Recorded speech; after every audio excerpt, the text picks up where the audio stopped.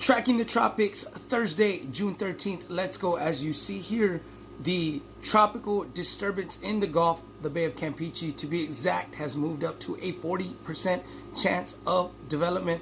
Obviously, a lot of computer models are still moving this somewhere into Mexico, right south of Texas, right? So what we are seeing though is an increased chance of moisture coming into Texas. Something, guys, Texas, if you live here in Texas, you know we need the rain really bad. So this looks good because it doesn't look like it's going to get, in particular, very strong tropical depression, tropical storm. Of course, the first name is Alberto, if it is named. However, we could use the rain. If you look below me right down here, here are some possible rainfall totals moving through the next week. Of course, after Father's Day, you see down there towards the Rio Grande Valley, RGV 956, 2 to 4 inches of rain. Then up the coast, 1.25 inches, and then towards